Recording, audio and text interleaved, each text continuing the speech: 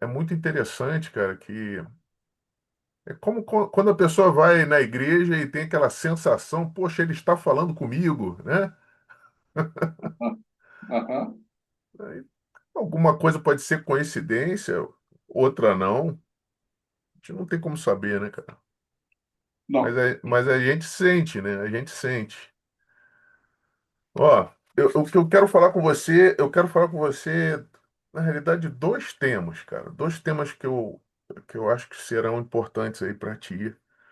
E temas esse que eu vou tratar, inclusive, com outras pessoas que eu tô fazendo esse mesmo tipo de mentoria, sabe? Que é falar em público, cara. Falar em público. E a outra coisa, além de falar em público, cara, você também negociar sem abrir mão de princípios. Não vou falar sobre essas duas coisas aqui, nesses 40 minutinhos. Se por um acaso o tempo esgotar, a gente volta aqui, tá bom? A gente volta aqui. Para você falar em público, Roger, eu vou te dar um exemplo. Você acha que o Flávio Augusto ele é um bom orador? Olha, Hum, eu acompanho o bichão faz muito tempo, né? hum. Sem querer, não entrei na vida do Fábio por Sim, interesse, nada. sim. Nem precisamos discorrer muito nesse tema, não. Eu estou Mas perguntando ele se foi você acha que evoluindo. ele é bom orador. Ele foi evoluindo. Ele foi Ele é bom. evoluindo, né, cara? Então eu vou te dizer que eu conheço ele há muitos anos, né? Conheci ele na adolescência, inclusive, e eu vou te falar, ele é um cara tímido, tímido, péssimo para Ele falar fala com as isso. pessoas, péssimo para falar. Ó, a primeira namorada dele foi a primeira e última, e ele já casou, porque ele não tinha chegada com as meninas. Para as meninas começarem a se interessar por ele teve que passar no colégio naval. Mas ele não chega, ele não tinha o dom de conversar, as meninas que se interessaram por ele era tirada de pedido, sabe? Aí Aham. nós estamos falando de conquista, tá? Não estamos falando de tirada de pedido. Ele era um cara incapaz de conquistar uma pessoa. Quem diria que essa mesma pessoa se tornaria um tremendo vendedor lá na frente? Mas como que isso aconteceu, cara? Primeiro, ele chegou a gerente muito novo. Isso após 3 meses ele entrar na empresa. E antigamente, cara, não tinha essa do gerente seguir vendendo, entendeu? O gerente virava um cara para formar pessoas. Era esse o papel do gerente. Então, assim que o cara Sim. batia a meta, cara, ele já era orientado em como que ele iria contratar e formar novas pessoas. Era assim, como o trabalho principal dele, né? Agora é óbvio, ele tinha a meta em conjunto e coisa e tal. E eu não vou te dizer se ele não fazia uma matrícula ou outra, mas a princípio não, cara. A princípio já não tinha essa visão que hoje ele implementou, entendeu? Do cara também comandar pelo exemplo, né?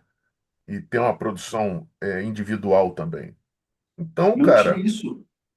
não tinha, é o que eu tô te falando aqui. É o que eu tô te falando.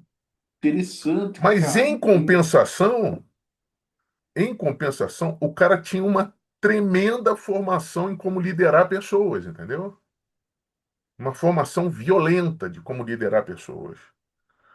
E assim, eu vou te dizer que o cara não deixa de ser vendedor por causa disso, porque não é fácil você extrair de 100 pessoas um gerente, entendeu?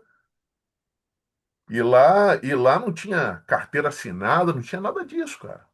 Era botar o cara numa sala, convencer o cara de que aquilo ali era bom para ele e o cara permanecer e sair gerente. Esse era o foco, cara. Esse era o foco. Era um foco maior até do que a produção individual dele, entendeu? Que eu não vou te afirmar que não existia, mas eu posso te afirmar que era pouca. Que o foco era mais fazer com que a galera produzisse, sabe? E nisso, cara, imagina tudo que ele não aprendeu, né? Imagina, cara. E você ouve tanto não quanto você ouve numa venda, porque ali também não deixa de ser uma venda, entendeu? Sim. E fora as pessoas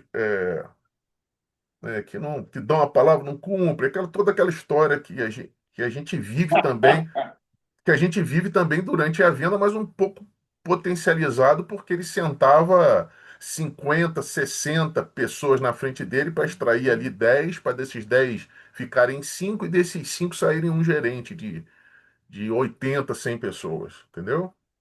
E aí esse treinamento era dado toda semana, cara. E exigia bastante do cara, porque o cara tinha que passar a semana inteira com essa galera, né? Aí na próxima semana tudo de novo, aí na próxima semana tudo de novo. Às vezes de 100 não sobrava nenhum, né? E aí ele ia aprendendo, cara. Ele ia aprendendo com o próprio Mário, ia aprendendo lá. Tinha um outro sujeito também que eu esqueci o nome, que foi muito importante na formação dele, e nisso ele foi aprendendo. Aí 2 anos ele era diretor, então, e aí viajando o Brasil todo, imagina, cara. Então, o que que aconteceu com o Flávio que ele, ou com qualquer pessoa que se envolve em falar em público, cara? Ela precisa ser desensibilizada, entendeu? E isso tem um nome, isso aí é dessensibilização sistêmica, é o nome disso. E você se dessensibiliza, cara, se expondo àquilo que te traz medo. É assim. Então, como se dessensibiliza? Falando em público, pô. Pegando no telefone, né? Eu tinha uma dificuldade na minha adolescência de atender telefone, cara. Se meus pais me pedissem para ligar para qualquer lugar para fazer uma reclamação, eu também tinha vergonha disso aí.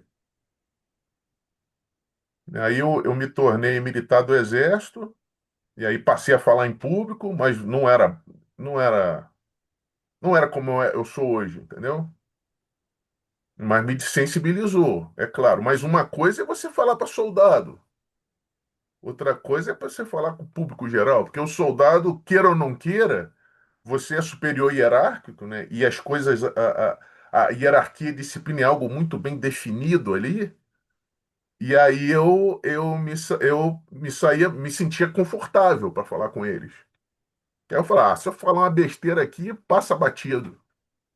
Aham. Mas e agora quando eu fui para o meio civil e passei a trabalhar com mulheres, cara? Foi o caos, cara. Foi o caos. Pô, Eu passei a agir com elas da mesma forma que eu agia com soldado, então você imagina. Dando bronca, entrando. Pô, eu entrei uma vez no tipo um almoxarifadozinho que tinha na escola. Aí ela abriu, tava tudo desorganizado. Aí o que que eu falei para ela? Uma coisa que seria normal. Você que foi militar também, Roger? Ó, olha que coisa normal. Falei, pô, tá um lixo isso aqui, eu falei para ela. Na minha cabeça tava de boa aquilo que eu tava falando, normal. E aí, minutos depois, eu ter ido embora, a mulher em prantos ligando para minha diretora reclamando de mim, entendeu? Então, ó, aí você precisa se dessensibilizar e com isso você consegue ter a mente no lugar certo para você não ter nenhum sentimento daquilo que você está falando. Não estou falando que é você ficar sem sentimento, mas você fica entendi. dessensibilizado. Eu posso te dar Entendi. exemplos aqui. Eu presumo que um aluno de medicina no primeiro período, ele começa a olhar para o cadáver, se ele. Que às vezes o cara faz medicina, ele nem tem o dom para medicina, né, cara? Mas ele começa a fazer por grana, e aí ele dá uma olhada lá no primeiro cadáver dele, tem que lidar com fluidos corporais, com tudo aquele troço, com cheiros, com tudo mais. Eu Sim. imagino que não deve ser confortável. 70% das pessoas que se formam em alguma área, independente de medicina, são frustradas. Mas Então, ela isso de, mas de tanto ter contato com aquilo, o cara se desensibiliza, cara. Ontem eu estava vendo um médico, o bebê nasceu com parada cardiorrespiratória, aí ele dando lá os tapinhas, aí não evoluiu, aí o cara fica frio fazendo a ação dele, entendeu? Só tá pensando naquilo ali, é como se fosse uma máquina que parou de funcionar. Não é um bebê ali, ele não concentra que é uma criança, que uma mãe está perdendo um filho. Eu acho que ele não pensa em nada disso na hora. E aí, na hora que ele terminou lá e salvou o bebê, ele só fez assim, yes! Só fez isso. Como um mecânico que acabou de fazer um carro pegar. Aí, pô, acertei, fiz a linha certa, botei a quantidade de adrenalina certa, fiz a massagem cardíaca no tempo certo, botei o oxigênio no tempo certo, fiz a desfibrilação no tempo certo. Então foi assim. Então isso, ó, hoje eu não estou filosofando, não, mas tem um filósofo que você já deve ter ouvido falar, chamado Aristóteles, cara. Sim. Ele fala de três coisas que a pessoa tem que ter para ela ter um discurso melhor, né? Onde eu quero chegar nessa questão da, da dessensibilização? Eu quero chegar num discurso melhor, né? Num discurso, em você passar a ter um discurso mais apurado, sabe? Mais refinado. Acho que essa é a palavra melhor. Então, Sim. o cara Sniper. um discurso mais sniper. Então, é importante que tenha verdade nesse discurso. Verdade. E que o discurso tenha exemplo também. Ó, anota aí, ó. Verdade, exemplo e uma coisa chamada silogismo, que eu vou te explicar o que que é. E isso tem que entrar no meio do discurso. Exemplo, verdade, silogismo. Você vai observar que em muitos dos meus discursos eu aplico isso que eu tô te falando aqui agora. Mas sai naturalmente. E daqui a pouco vai ser natural para você também. Então, ó, verdade no discurso, convicção do orador, né? O que é o orador, a pessoa que está falando, ela ter convicção? É ela tornar o que ela está falando digno de crédito, entendeu, cara? Digno de crédito. É isso que o Aristóteles falava. Então tem que ter credibilidade, né? Uhum. A outra pessoa tem que entender que aquilo que você falou tem credibilidade. Por exemplo, se a gente for falar de mercado financeiro e eu falar de Batsi, isso te passa credibilidade? Então, Bom, ele é um sim, especialista, cara, e ele fez. Ele fez. Agora, passa ó, muito. veja, depois eu vou falar de outra coisa. É, existe uma coisa que consegue superar a verdade, por incrível que pareça, cara, que é a convicção. Mas eu não vou falar disso agora, não. Vou falar daqui a pouco, você vai entender. Se você Sim, acha que o Barsi não é um especialista, você vai entender por que que ele é um especialista, no final das contas. Então, ó, a palavra dessa pessoa, segundo o Aristóteles, cara, ela tem que ter o peso de um documento escrito, cara. Né? Se ele der golpe, ele vai perder a credibilidade, mesmo se ele for uma autoridade, entendeu? Então, isso não garante para o Barsi a manutenção da credibilidade dele. Não garante. Basta ele pisar na bola. Tem um golpe, botou uma. Qual era o nome daquela menina? Betina? é a botina. Sim. A Betina lá, pô, tava vendendo toda uma credibilidade, daqui a pouco ela entrou pelo cano e hoje ela é uma piada. Apesar dela ainda fazer publicidade nesse segmento, né? Hoje ela é uma piada. Vende pra caramba, vende pra caramba. Pois é, mas ela é uma piada. Só que tem gente que talvez nunca tenha ouvido falar nela, aí vê a bichinha falando. Ó, ela. Ó, se lembra que eu falei de verdade e convicção? Então, pode não ter verdade alguma aqui, mas tem muita convicção, e aí a convicção convence, entendeu? E Sim. por isso que esses golpistas que a gente vai.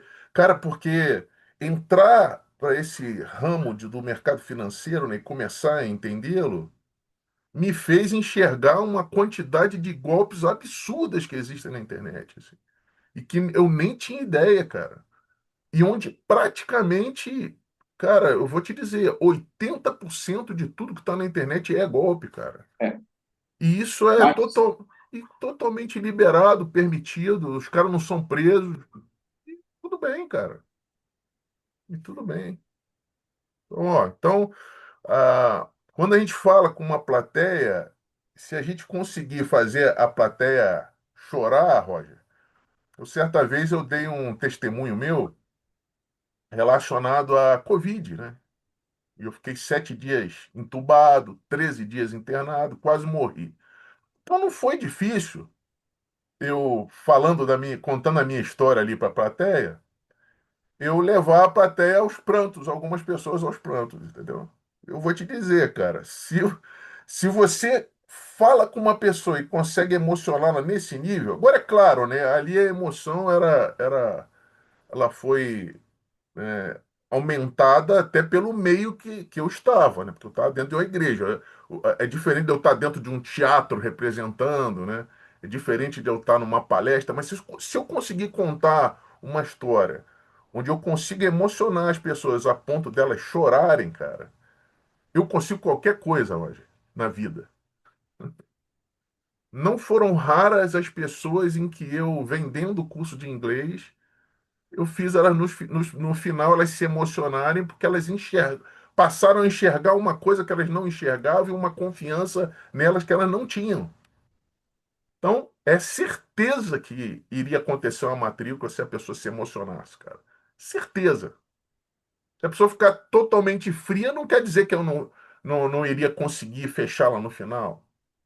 Eu, eu tinha a chance de não fechar, até maior, mas se ela se emocionar, é certeza, cara. Se os pais se emocionarem, é certeza. Se rolar emoção, é certeza que a coisa vai acontecer. Entendeu? Então, eu estava falando para você de uma coisa chamada silogismo, né? Eu falei que a ação que o Aristóteles fala é que tem exemplo, verdade e silogismo. Silogismo ele é dividido em três coisas, três, em três ações da fala, tá? Uma é uma premissa maior, outra é uma premissa menor e a outra é uma conclusão. Então, você precisa encaixar o silogismo no meio da tua conversa. E como é que é o silogismo? A premissa maior é assim, ó, todo brasileiro tem que saber vender. Essa é a premissa maior. Todo brasileiro tem que saber vender. A premissa menor é assim, eu sou brasileiro. Eu sou brasileiro. Logo, qual é a conclusão? Eu preciso saber vender. Então, se eu estivesse falando com um grupo de advogados, olha como eu usaria isso. Todo advogado precisa saber vender. Você é advogado? O cara, sou. Então você precisa saber vender.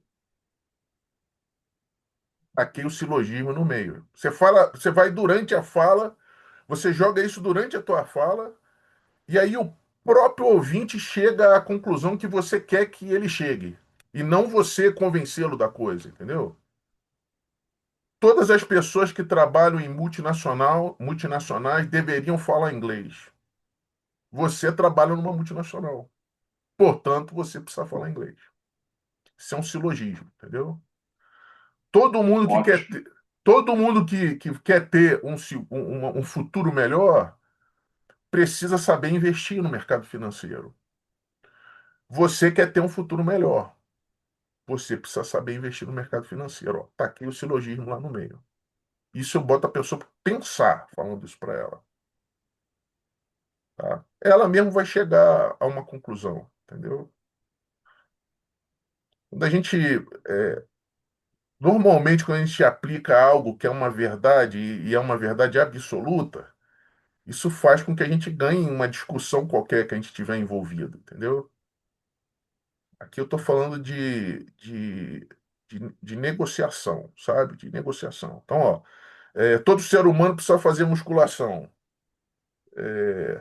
Se ele não fizer musculação, ele vai ter pré-diabetes ou, e vai ficar diabético em 6 meses. Um cara de 50 anos que não faz nada.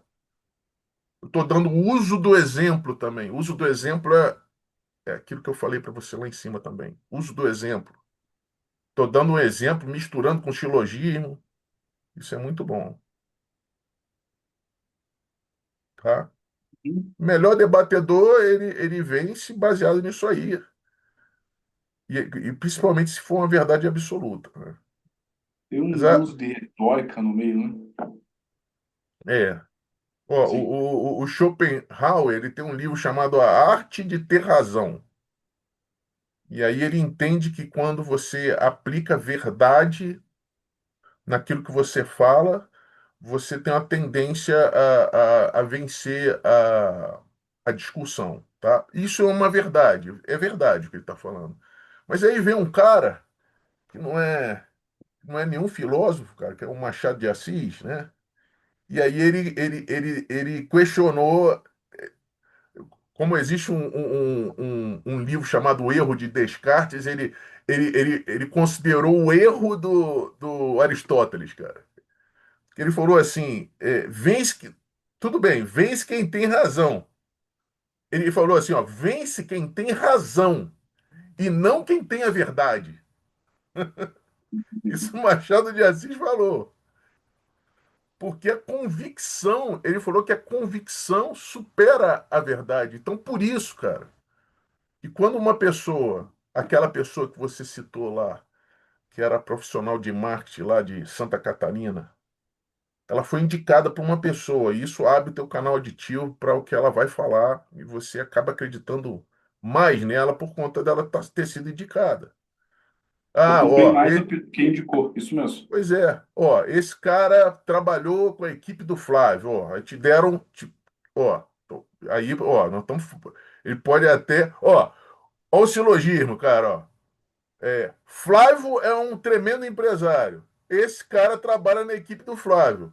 Esse cara é muito bom. E Isso você já mesmo. nem avalia muitas coisas a partir da crença do que ele está falando. Mas ele pode estar simplesmente falando isso por convicção e não ser uma verdade, porque senão tudo que o político fala a gente deveria acreditar. A gente não ouve o político falando e não vota nele depois. Aí depois ele não cumpre. É, Então, só que porque nós muita, foi por convicção e não por verdade.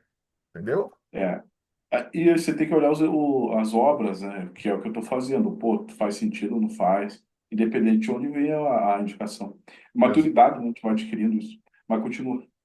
Então é isso. Então, quando a gente vai aplicando tudo isso no nosso discurso, né? E inclui, por exemplo, também histórias, né? Histórias. Então você vê que eu falo muito de história também.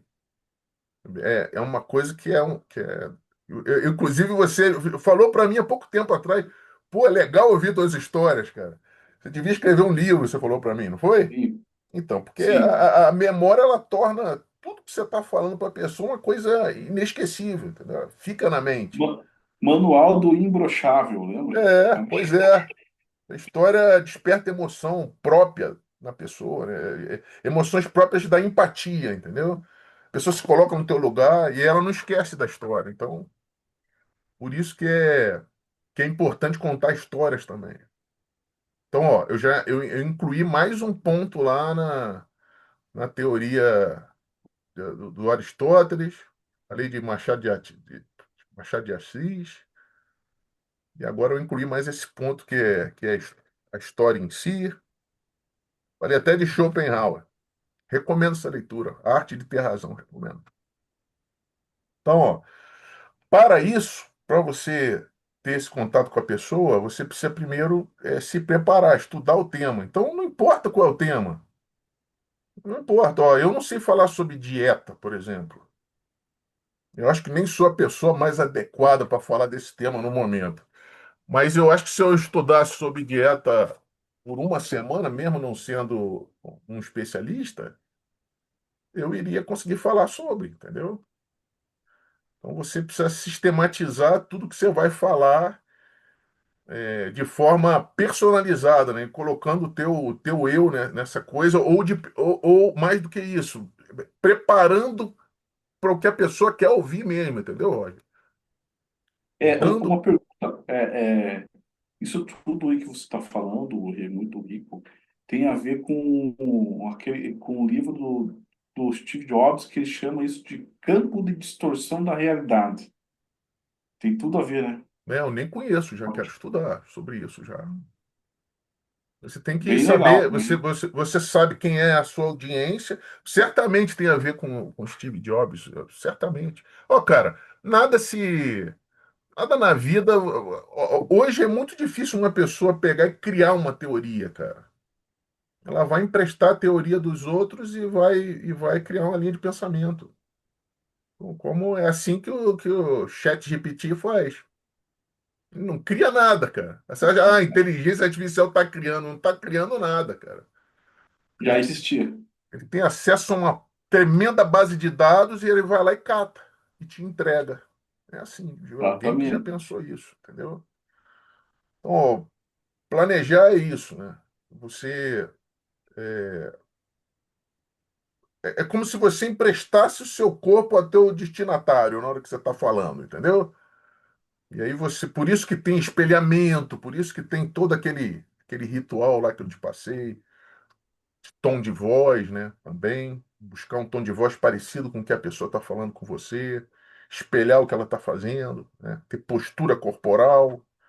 Tem lugares onde é necessário você se expandir, né? Principalmente se você estiver sentado. Eu dei um exemplo desse para o meu colega uma situação em que eu sentaria assim, aí ele começou a rir, né, cara? Eu falei, pois é, cara. Eu estou disputando principalmente algo que necessite eu demonstrar um poder, né? Demonstrar, eu me expando, cara. Não é à Aham. toa, não é à toa que os animais, cara, quando estão se defendendo, eles crescem. A nage, ela abre logo aqui, ó. Pá. Pô, se um animal sabe disso, a gente tem que fazer uso dessas ferramentas também. É, o leão ele chega bem baixinho. É isso Né? aí. Tem que saber ter postura. Postura é tudo. Boa. Então, você é importante todo esse aparato aí de postura e tudo que eu falei, porque você corre o risco de ser refutado a qualquer momento se você falhar, entendeu? Então você tem que ter essa preocupação aí. E é difícil alguém questionar uma pessoa que tem convicção daquilo que está falando. Ou o principal, né, que é falar uma verdade absoluta, entendeu? Uma verdade que não tem como ser contestada, entendeu? Hoje, se a gente fala de. Eu não queria entrar nesse tema de política, mas se eu falo Lula é ladrão, isso não é uma verdade absoluta. Porque a pessoa vai me questionar. Vai me questionar. Falou, ó, o Moro não era um juiz, não era um juiz capaz de fazer esse julgamento porque ele tinha interesse no resultado final. Esse é um argumento, entendeu? Esse é um argumento. Verdadeiro também, bem verdadeiro. Também é verdadeiro. E isso aí, é aí que eu queria que você chegasse, a esse ponto aí. Aqui não é questão de concordo ou não concordo. Se eu ficar Aham, debatendo posições com o entendi. cara, eu vou falar uma coisa, ele vai falar outra, vai falar, não vamos chegar a lugar nenhum no final das contas. Não se debate posições, se debate problema. Aí, depois eu chego lá com você. Então, dominar o tema é importante, que você domine o tema, né? Saber qual é a sua intenção, se é pacificar, se é converter, né? Às vezes a gente entra para pacificar, às vezes a gente entra para converter, né? Por exemplo, eu posso falar, pô, viver em São, eu posso lançar a seguinte frase: viver em São Paulo não dá. Eu não gosto, por exemplo, de São Paulo. Eu Eu também não, eu não. não gosto. Não gosto do trânsito, não acho um lugar horrível. Por mais que Rio de Janeiro seja muito parecido em relação a trânsito, eu tenho um ranço com São Paulo, cara. Mas aí, se o cara virar para mim e falar assim, cara, deixa eu te explicar. Você vier para São Paulo, seu salário vai de X para 2x. Até aí pode não mudar a convicção da pessoa, cara. Mas olha, você conhece, eu não conheço muito os bairros lá em São Paulo, mas eu vou chutar um aqui, que espero que seja um bairro top, né? Sei lá, será que Moca é um bairro top? Moca? Moca Santana? é. Moca é um bairro top. Itaim, Então, Bibi. deixa eu te falar, cara. Você vai morar na Moca. E nós vamos alugar um apartamento para você que fica a 5 minutos andando a pé do teu trabalho. Portanto, você não vai passar por nada de trânsito. Parecido, ó, olha como é que eu estou fazendo um contexto, onde de repente o cara vai mudar de ideia, cara, em relação a morar em São Paulo, cara. Morar em São Paulo passa a ser bom. O que que faz São Paulo ser ruim? Você morar 1 hora, 2 horas de ônibus do lugar onde você trabalha, pô. Aí é ruim, pô. Eu- Aí é ruim para qualquer um. Ó, estamos a 6 minutos. Como eu quero falar de mais um tema, eu vou encerrar aqui e a gente volta, tá bom?